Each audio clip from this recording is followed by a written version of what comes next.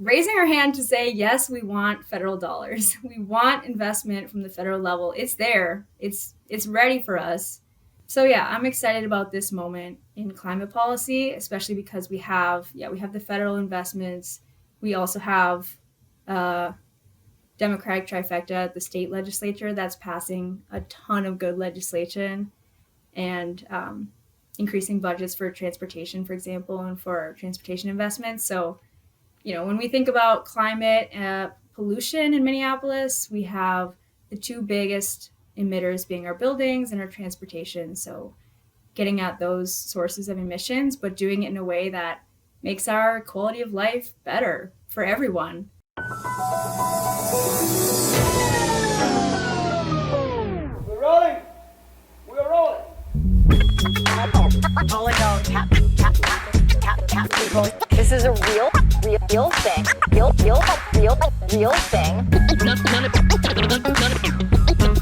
None of you have the balls to stop this. Stop this. I've got plenty of time. I have nothing else going on today. We're in the Wedge neighborhood right now.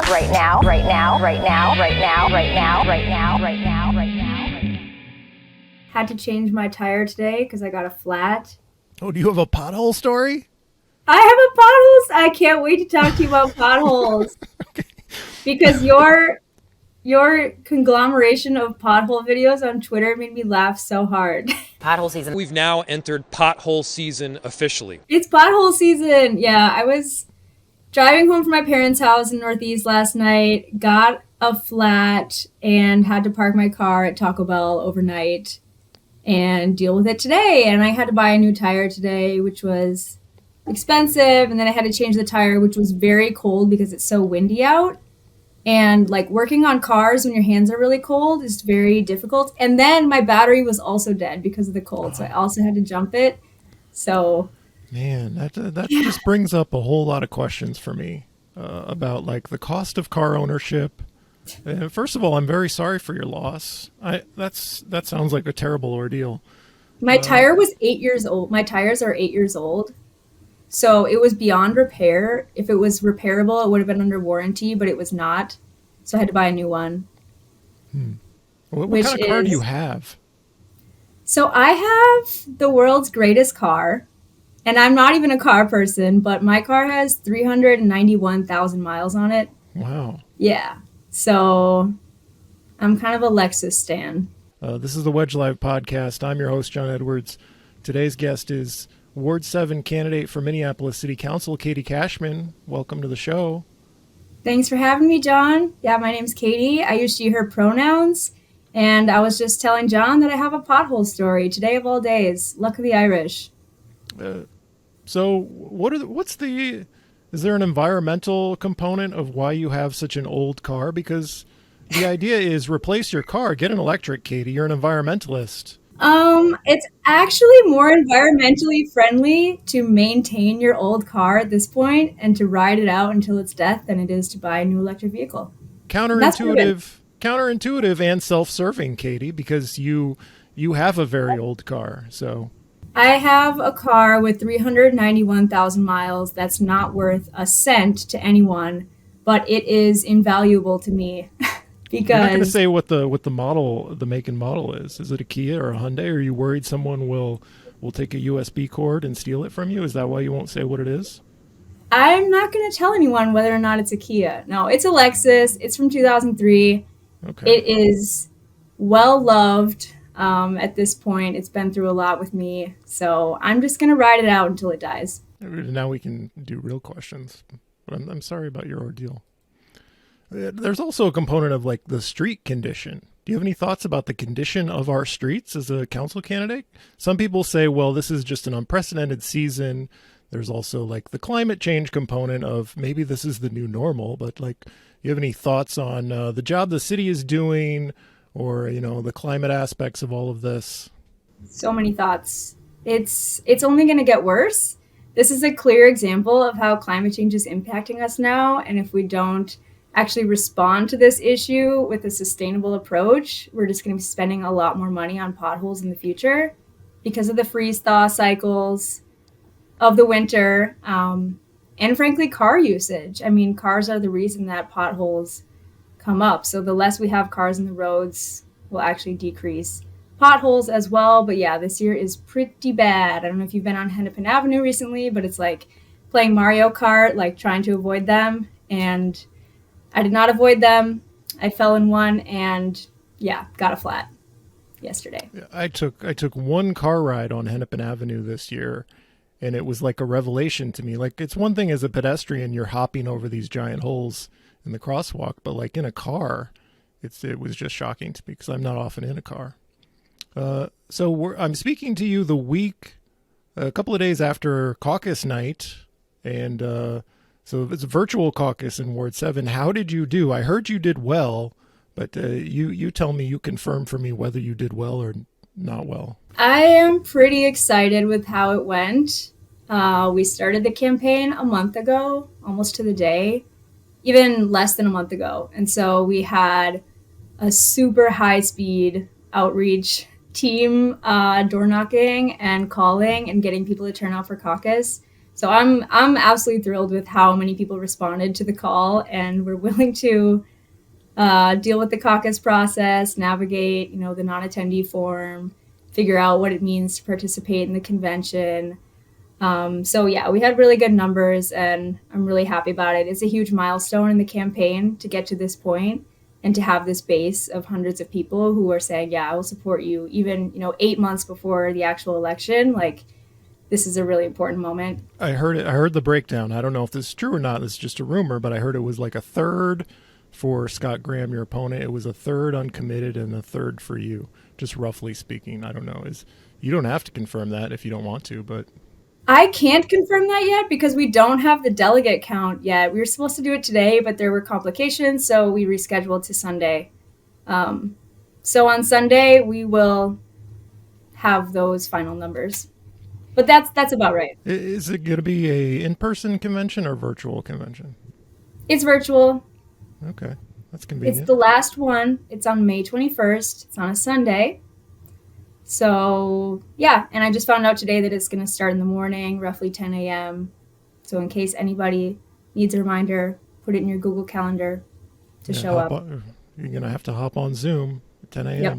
And if it's a beautiful day, feel free to sit in the park and take the Zoom meeting from beneath a tree.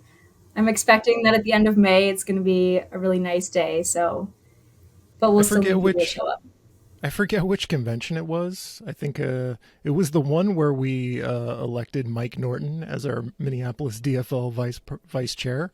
And I was out and about in the city that day, and I was counting on people to message me when the votes were coming up so that I could, and send me a link to the ballot, because I was not going to be paying attention to the Zoom meeting. It's like, just send me the ballot and I'll vote it when the time comes. And I like to think that's why Mike Norton was elected DFL vice chair, because I happened to be looking at my phone when the message came in that I had to cast my vote. So why are you doing this to yourself? It's a big thing to run for office these days. It's not going to be good for your personal life. So why are you doing this? Well, you know what?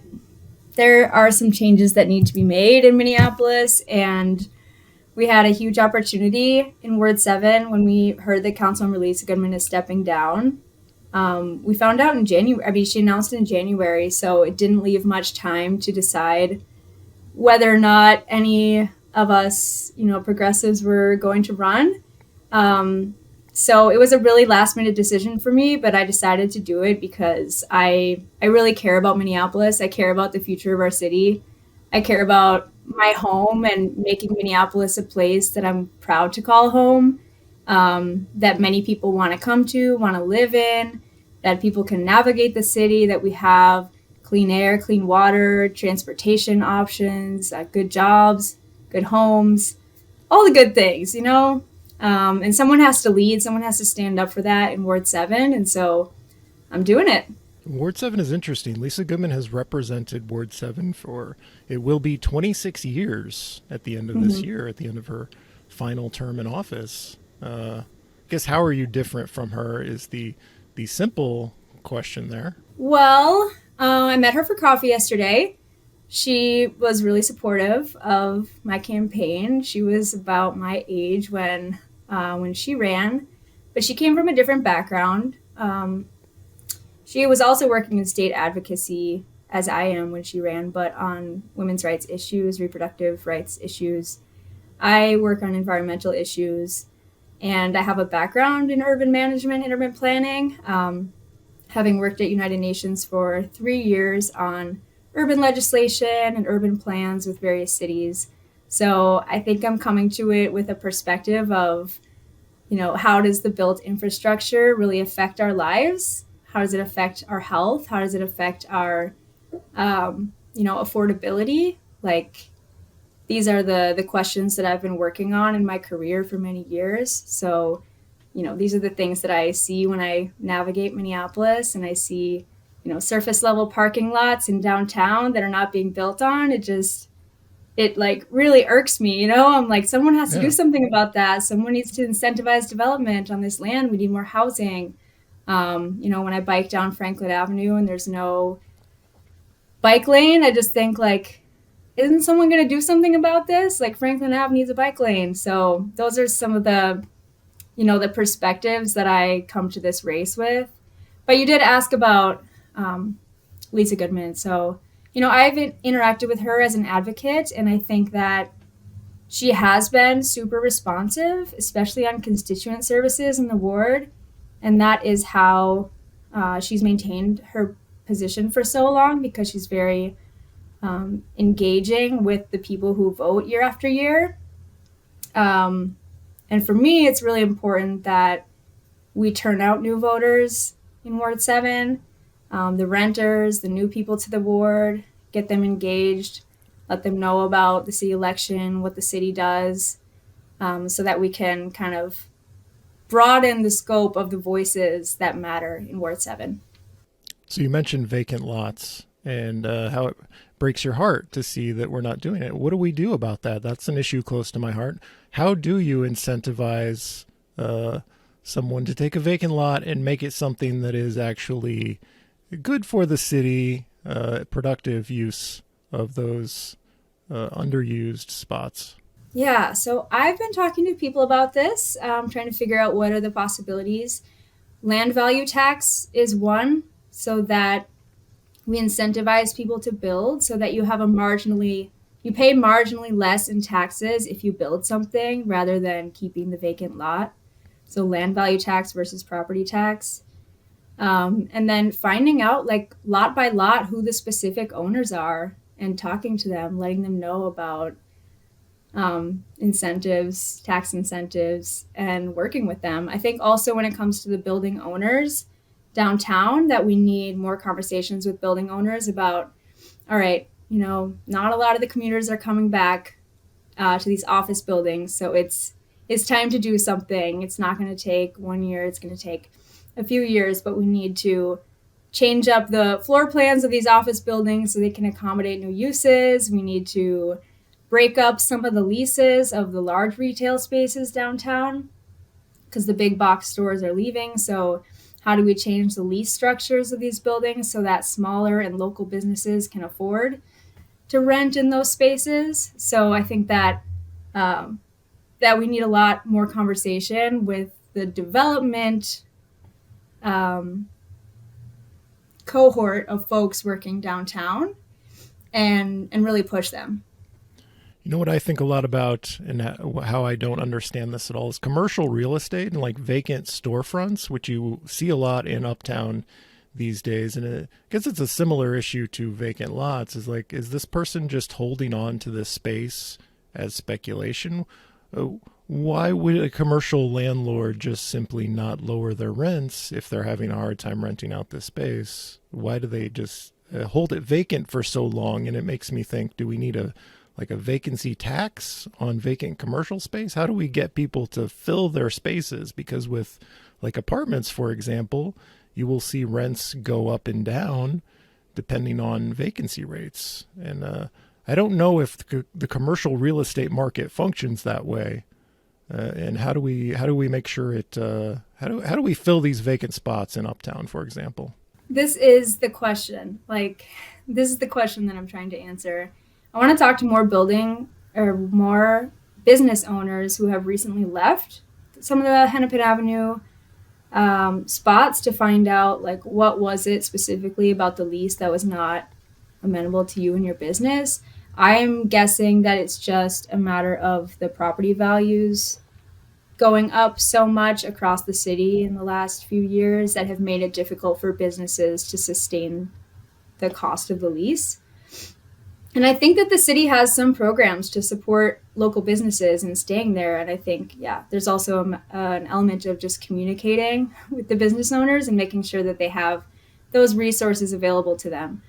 I don't have all the answers specifically on, what are the tax mechanisms that can improve commercial real estate rates for businesses, but I think that's the conversation that we need to be having along Hennepin Ave, along these commercial corridors. And you work on the land use study that's out right now. I believe you've been advocating for it. So we need to educate folks about some of these new zones that are allowing for commercial development, to provide that regulatory certainty for developers and for business owners that, yes, you are allowed to build with these uses and these spaces to incentivize a better local economy in Ward 7 and across the city, but especially along commercial corridors like Hennepin Ave. Something that's been making me sad lately is the Target closed. And people will make fun of me for that. Like, you're sad because Target closed. I am sad because Target closed. That's someone's pharmacy, the place someone shops for groceries. And, we have a wealth of grocery stores in the Wedge, along Hennepin Avenue, Lake Street, Lyndale corridors. There's so many grocery stores. So it doesn't affect us as much as the Aldi closing in North Minneapolis did. I think they had a Walgreens close too. I think there may be a public safety component to this, a societal collapse element of this. How do we make sure businesses that provide basic, very necessary components of daily life to people stay and don't leave? How do we do that? Yeah, so I've been talking to a lot of residents that live downtown who have relied on that Target, even though it was closing at 5 p.m. And they really talk about how they've felt left out of the conversation about downtown redevelopment. So, the Vibrant Storefronts work group that the mayor has going on right now with business owners downtown, I think the residents of downtown have a lot to contribute to the conversation about what are the basic services that people need, even healthcare services. Downtown, you should have all of that within walking distance, especially in such a dense and walkable area. Downtown, we have Trader Joe's and we have Lund's, but specifically in downtown West, out my window, we don't have a close grocery store. So I also think we could do, like I said, about splitting up the big box retailer leases. We could have more smaller markets, on the corners, like bodega style, where you can at least pick up something to eat or snacks, drinks, etc. Rather than just having the one-stop shop for grocery stores, having various options, maybe smaller options. What about Uptown, though? The Uptown Target, that's the one that closed. Oh, that's the one that closed. Yeah, I was going to say, I didn't hear about the downtown one. Did I scare you and make you think that the downtown Target had closed? I was like, if this happened in the last day, maybe I missed the news. But I did see some photos recently of the inventory stock at the downtown Target being pretty sparse. So I was thinking, are there supply chain issues going on? Yeah, we lost our tiny Target in Uptown, and so I see that. This was a death. Sad. This was a death of Uptown question. It's really too bad because Uptown has been such a cultural corridor. Being someone who grew up working at Uptown Diner, going to Urban Outfitters on the weekends and spending time at Famous Dave's used to have salsa nights on Tuesdays. it was like the cultural epicenter of my youth. So yeah, I think that working together with, because Uptown does, it's mostly in Ward 10, but also part of Ward 13, and then us in Ward 7 on the west side of Hennepin Avenue. So I think that, if we put our minds together as city council people and the rest of the city staff, that we could come up with solutions. But yeah, I'm grieving as well. Your definition of Uptown must be completely off from mine. I think it's mostly Ward 10. I think it's, I don't think there's any part of Ward 13 that touches Uptown. Yeah, I think it's on the south side of McCoska that 13 starts. Well, you have a way too expansive definition of Uptown. We're not going to fight about this right now.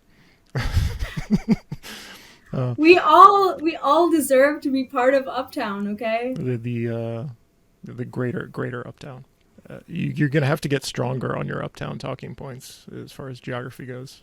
I'm just salty because I'm in part of Loring Park that's not considered to be part of Loring Park. Loring Heights? Everyone forgets about it, so. Loring Heights? Yes. Is there a controversy about that? Do people debate whether Loring Heights is actually Loring Park? Yeah, I mean, I've had a lot of people ask me if I'm even in Ward 7. Yeah. Like, don't you have to live in Ward 7 to run for the seat? I'm like, yes, I'm here. Yeah, I know. Just have a highway that split us up. I know you're friends with Lisa Goodman now, but I've heard that Lisa Goodman doesn't show up to neighborhood meetings in that part of Ward 7. Well, I don't even have a neighborhood meeting. Sure you do. Loring Heights, Stevens Square, whatever that neighborhood association is called. You've got a neighborhood association with meetings. But I'm not in Stevens Square. I'm in Loring Heights. But it's a combined neighborhood association, right? Yeah, but only this little pocket is in Ward 7. What is it when you're talking to people, you're calling them on the phone, I presume. Maybe you've talked to some people in person. What is the big concern in Ward 7? Is public safety still top of the list? What are people most exercised about? I mean, it depends on who you're talking to. Every precinct is different. I think in the Lake the Isles neighborhood, public safety is a huge concern, especially car theft. And I think a lot of that is because it's street parking for the renters who live there. So there are a lot of car break-ins. There's a lot of car theft in that area because you don't have a garage to park in. Whereas in a lot of the downtown and Loring Park buildings, you have a garage for your car. But public safety is really top of mind in Loring Park as well and in downtown, which is in part because of, the flight of commercial development downtown and because of the lack of the commuter base being around. So just that eyes on the street value for public safety is not currently there. So, I do talk a lot about economic redevelopment because it also has public safety impacts because it allows for, more streetlight improvements, more storefront improvements, more people out and about. That makes us safer. People are definitely concerned about public safety and the functioning of our public safety system at the city level. People are also very concerned about, the death of Uptown, as you said, the flight of a lot of businesses from Hennepin Avenue. Obviously, there's a lot going on with the school board right now with the data breach at Minneapolis Public Schools. And so, City Council needs to work in coordination with the school board and the park board and the other government entities.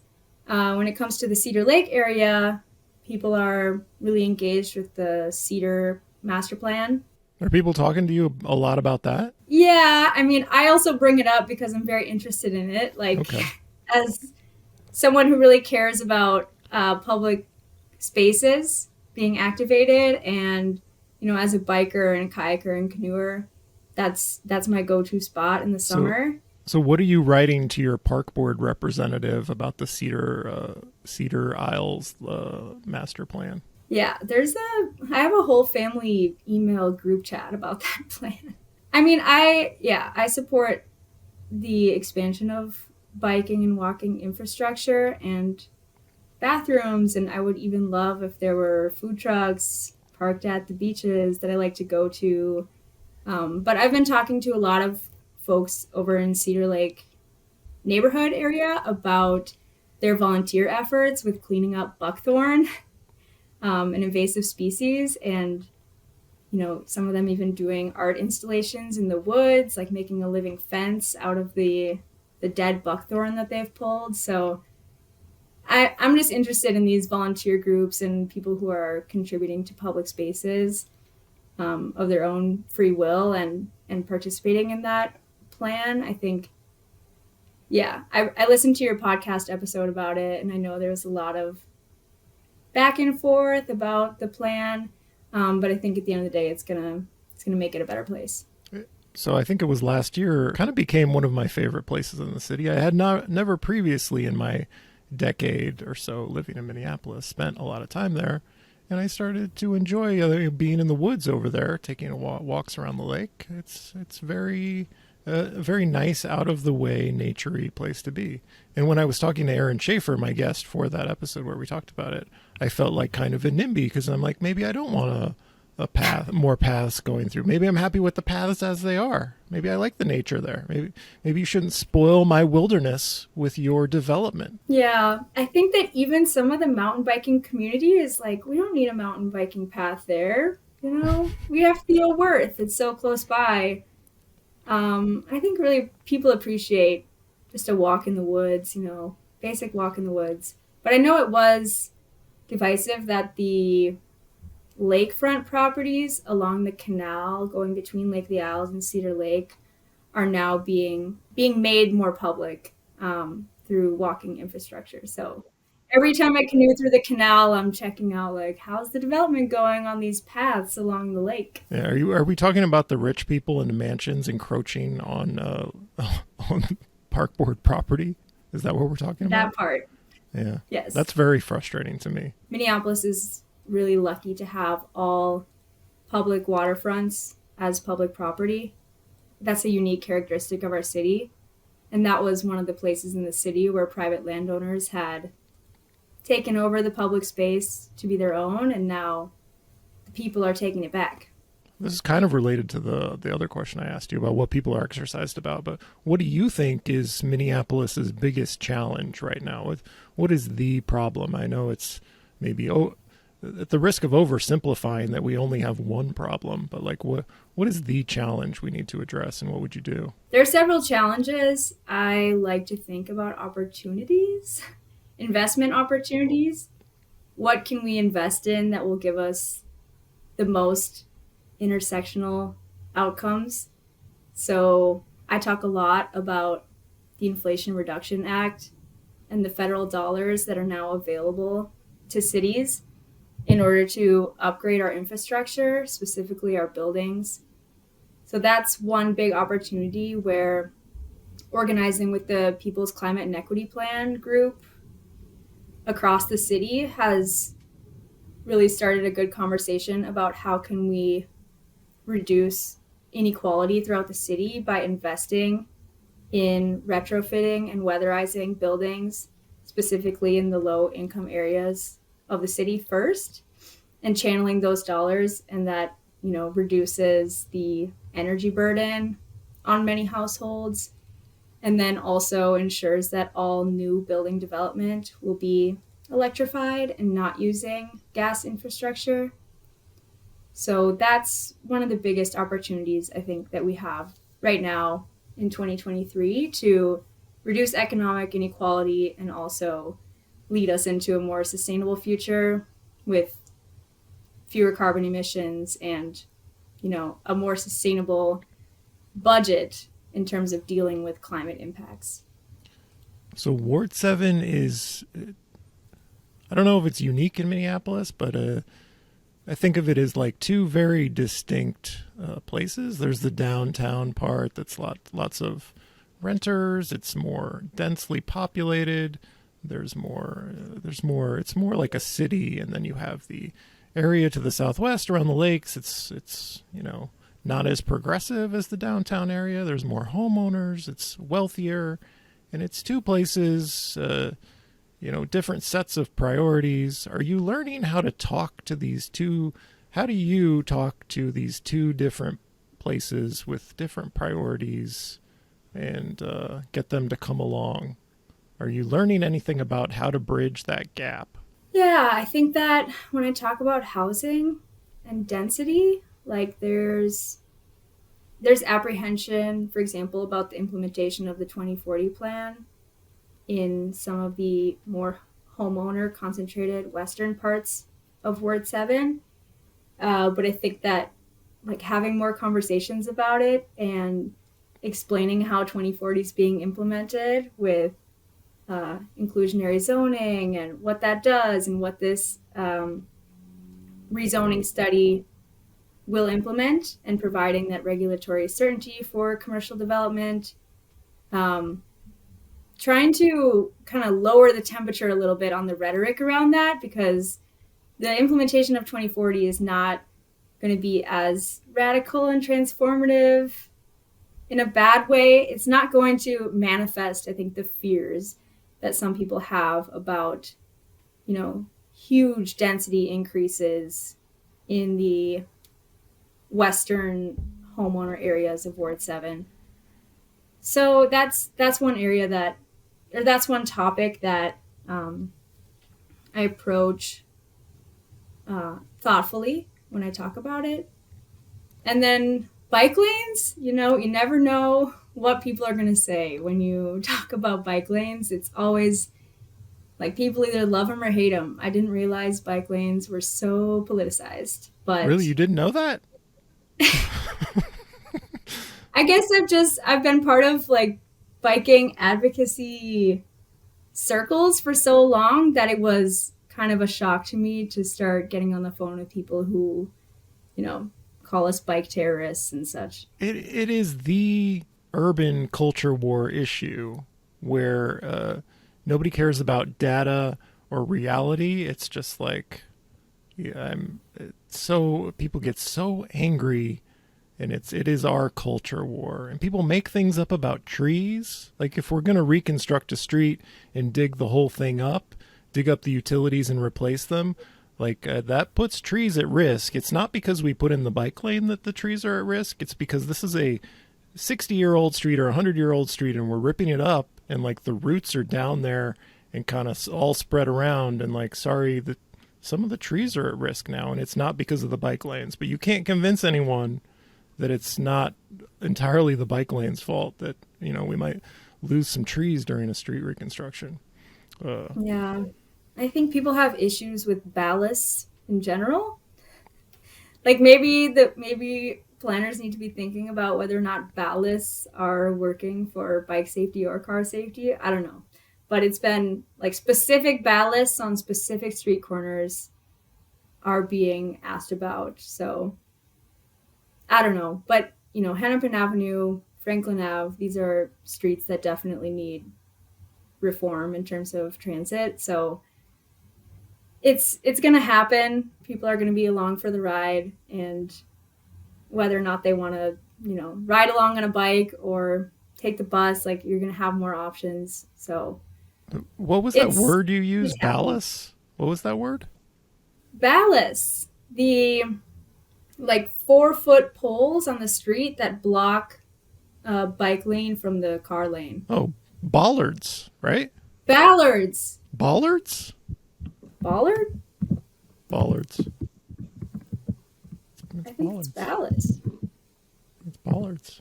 When you said ballast, I was like, is this a street term that I'm totally unfamiliar with? And I was debating, should I correct her? Because maybe I'm the one who's completely off here. Okay, it's the bollards. It's the bollards that people take issue with. And I think it has to do with the snow covering them and lowering the visibility of the bollards, then hitting the bollards with your car or whatever else. People hit bollards even when it's summertime and the streets are clear. People just love running over a bollard because it's designed to flap around and not damage your car. So why wouldn't you run over a bollard?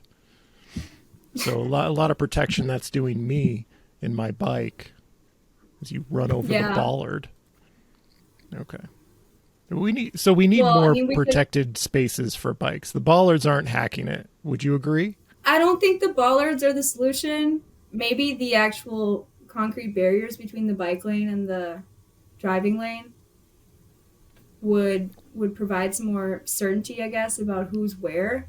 But in any case, during the winter, the lines get blurred and the bike lanes are not cleared, the sidewalks are not cleared, the car parking inches more and more into the street. So It's true.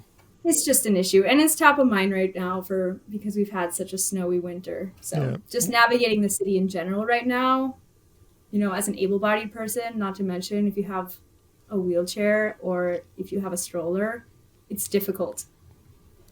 I've noticed that the parking lane on 26th Street has expanded so much into the street that people are now using the very extensively wide buffer on 26th Street next to the bike lane as the traffic lane now, because that's how wide the buffer is, that they can safely slide over. Snow and ice have, encroached into the parking lane and everything has shifted into the bike lane buffer, which is fine. Well, there's another public safety point too, like car injuries and deaths Yeah. are, cars are very dangerous. So So if people aren't safe, just traveling around the city, that is certainly a public safety issue. The times in my life as a Minneapolis resident when I've been crossing the street where I've, felt wow, I almost died, has always been it's been Lake and Lindale crossing the street at that terrible intersection, right, with a left-turning driver almost taking me out.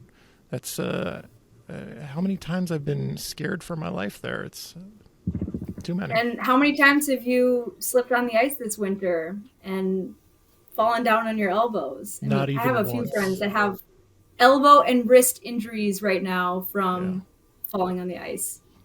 So people say that is super, just prohibitively expensive.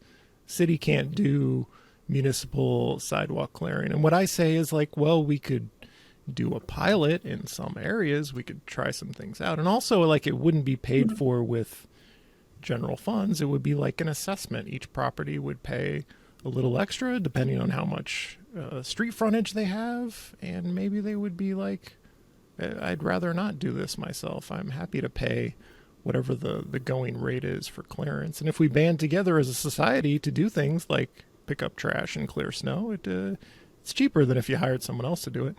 I don't know. That was too long of a question, but what do you think about sidewalk snow and ice clearing? I like your answer. I mean, yeah, we can do that. We can do municipal snow clearing. It would be a huge benefit to so many people in the city, for many different reasons. For people being able to access businesses, for example, for people being able to go and visit their neighbors, for people being able to get on transportation, at bus stops or train stops, just for safety in general when you're navigating the city as a pedestrian. And what do they say? $45 per person per year on average seems pretty affordable to me. Hey, we talk about police accountability. I know the police are not under the city council's authority under this government structure, but with that challenge being stated up front, how do you use your role on the city council to ensure either public safety or police accountability? Yeah, I think that the city council in its budget process still has, in the budgeting process, has some purview over the, community safety departments. And so being sure to invest in these alternative responders, like the behavioral crisis response team, which is a third party right now, outsourced to a nonprofit, but maybe integrating that, funding that more, building up the mental health and social worker capacity to respond to not only to 911 calls, but also just homelessness, people experiencing homelessness and encampments in general. So I think that, that's the compassionate and care approach to public safety that our city has really been working on at the city council level, but also in other departments in the city, like you said. So I think that, the city council can continue to push the police department in that direction with the budgeting approvals. Government structure. So I spoke to Ward 12 candidates, and Maureen, who's running in Ward 12 and who works at City Hall, gave this what I thought was interesting answer about like, and I'm going to be paraphrasing, so don't hold her responsible for my bad paraphrase if you're listening. But like, you have to work with the mayor. You have to find ways to work with the mayor under this government structure. He's got the power, and if you want to get anything done, you have to work with the mayor. And I am one who doesn't think the mayor is doing a good job. I think even the mayor's allies probably realize he's not doing a very good job. And so there's this twin concern of like, I need to hold the mayor responsible because I want him to do a better job for the city, but also I need to also not make the mayor upset with me because then I can't get anything done in my role as a council member. So I don't know if that question makes any sense, but can you think of an answer to it? Yeah, it's difficult. Like the city council, part of its role is to hold the mayor accountable, right? To push back on some of his policies, especially if there's a 9-person majority on a vote, to be able to outvote his veto. And that's a possibility in the next couple of years, depending on who gets elected. And there are a lot of policies that the mayor has been on the wrong side with, specifically with the East Phillips fight, for example, like his doubling down on villainizing protesters who are defending their air, their quality of life in East Phillips is wrong, and his approach to sweeping encampments is wrong. And so there's a role for city council members to push back, for sure. And then there are other things, for example, on downtown revitalization, where I'd be happy to work with him and the Vibrant Storefronts work group. So I don't think it's, for me, it's not a fully on the mayor's side or fully against the mayor kind of thing. It's a pick your battles. I think our government structure has tipped the power balance too far to the mayor, where we're just at the mercy of one person being really bad at their job. I think that was an undersold element of the government structure switch, but that's a tangent. I saw your answer about rent control to Southwest Voices, and you were very withholding on details, which I thought was smart. Do you have anything to say other than I want to listen and learn and enact a policy? I mean, the process on rent control it's been good so far, because it's building, like the housing justice advocates have been building a coalition of people who are committed to rent stabilization for years now. They're doing amazing work, have been doing amazing work. And they crossed the hurdle of passing the ability for the city council to pass rent stabilization policies on the 2021 ballot. Then they worked really hard to set up an evenly sourced work group on the subject between renters, landlords, homeowners, developers. And then the work group put forward a recommendation for a 3% rent cap, and also put forward a second recommendation for, was it between 5 and 8% with a bunch of exemptions. And the mayor came out and said, I will absolutely veto a 3% rent cap. There are other city council members who are saying, I stand behind the mayor on that one.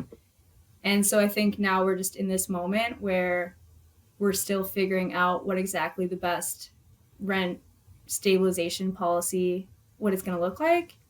And we have the experience of St. Paul as well to look at, because we saw that when they passed a really strong rent control cap, that all the developers banded together and said, well, we're not going to build here, so you should probably walk that one back. And so it gives us an indication of what might happen here in Minneapolis as well. And we can't afford to have that happen, because we need the supply. We need more housing supply. Our population is going to grow, and part of the issue with housing and affordability is a lack of supply. So, yeah, I think to that effect, like, we do have to be thoughtful. We do have to get a lot of people on board to have, buy-in from so many different parties, from developers, from landlords, from the Housing Justice Coalition. And I'm listening to all those different parties on this issue. So that, and, kind of waiting to see how the policy is going to be designed. But when it comes to like looking at the problem here, when it comes to housing and affordability, there are other solutions that will also get at that issue. For example, looking at wages across the city and whether or not they've risen enough to counter inflation or to match inflation. Also looking at public housing, how we can improve investments in public housing, increase the supply of public housing, how we can prevent huge rent hikes, like predatory rent hikes from specific landlords, how we can install renter protections to prevent unlawful evictions, how to make sure that renters have resources and know who to call, like what are the legal advice numbers and organizations that can support renters. So yeah, I think that the conversation is still going on, and yeah, we should be talking about it. I'm talking to a lot of people about it. Okay, I've saved the question that's in your wheelhouse until the end, because at this point I've drained your life force from you after 50 minutes, and I need something to... It's St. Patrick's Day. We gotta go out and celebrate. Something to make you excited. Climate opportunity. Let's get specific on an issue I assume you're excited about. Climate opportunities for the city. Pretend I'm someone who doesn't know what he's talking about, and you want to make me excited about the ways you're going to address climate change on a city level.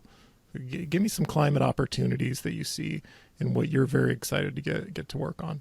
Okay, so the first thing is raising our hand to say, yes, we want federal dollars. We want investment from the federal level. It's there. It's ready for us. We need to have informed staff at the city level who are willing to put together the infrastructure to receive that funding and to distribute it. So that's where I think the work of the People's Climate Equity Coalition has done a really good job of setting up, community governance infrastructure for that fund. I mean, a mixture of city governance, but also community governance accountability of climate action funding. I think we can do retrofits and weatherizations on a large scale. Investments in the green zones, specifically on the south side and the north side, but also inform every single homeowner, building owner in the city about the rebates and tax incentives that are available right now if you switch from a gas furnace to a heat pump, for example, and what that looks like, how to access it. It's going to become more available in the next year or so. And then I also think that we need to require all new buildings that are developed, all new housing that's developed in the city to be fully electrified. And that'll make a huge difference. It'll make Minneapolis a leader on sustainability nationwide, which, we already are a city that is known for a lot of great things. And that can be another thing that Minneapolis is known for, that people want to move here for that reason, that businesses want to come here for that reason. So yeah, I'm excited about this moment in climate policy, especially because we have the federal investments.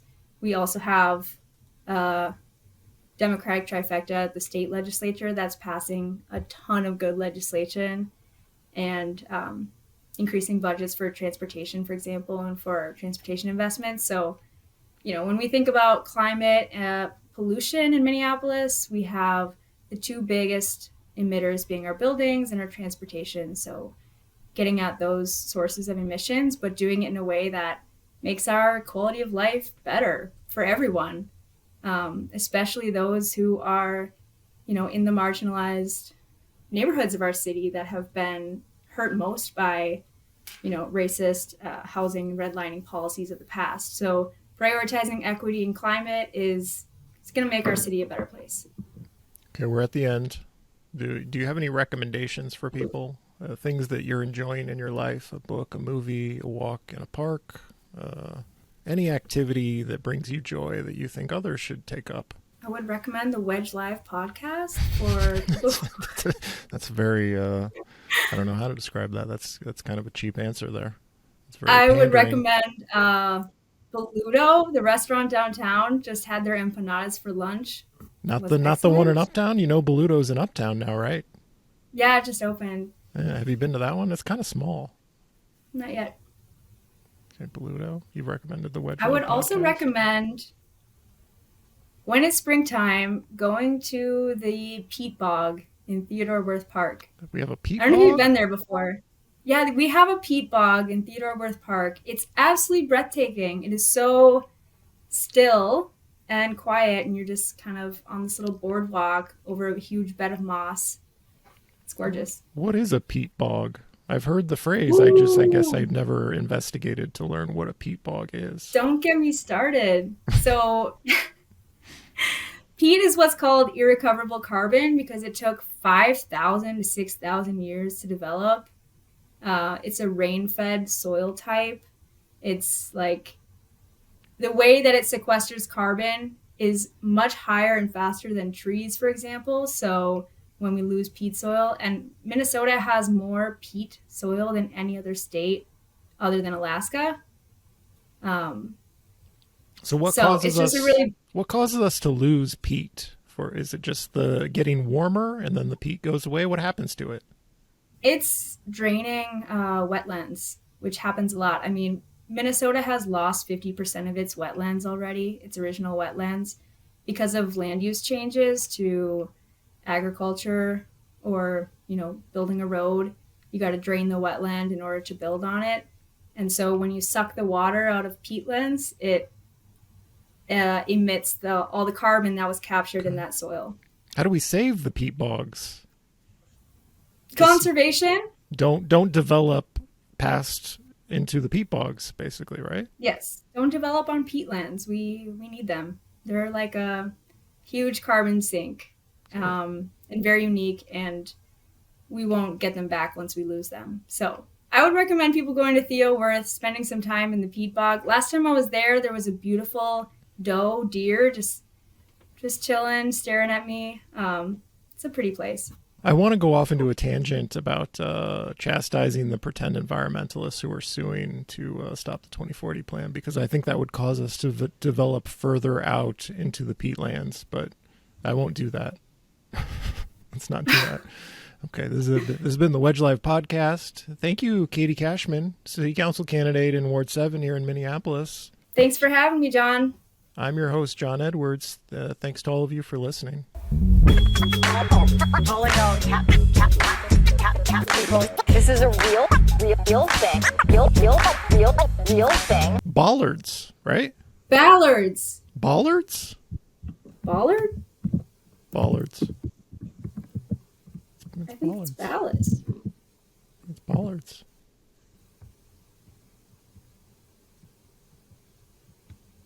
What do we think?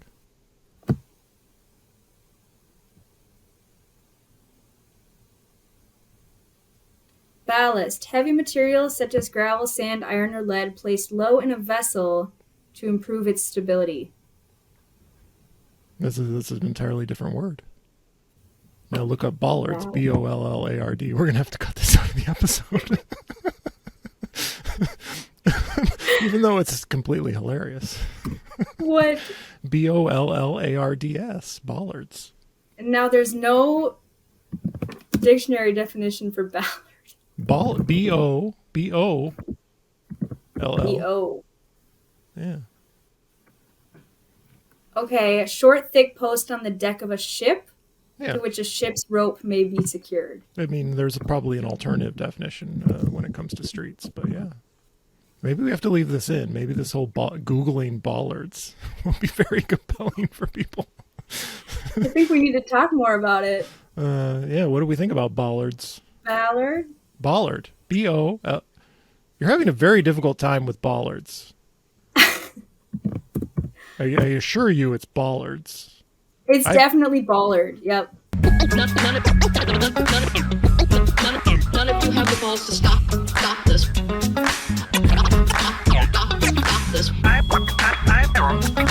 I've got plenty of time. I have nothing else going on today. We're in the Wedge neighborhood right now, right now, right now, right now, right now, right now, right now, right now, right now.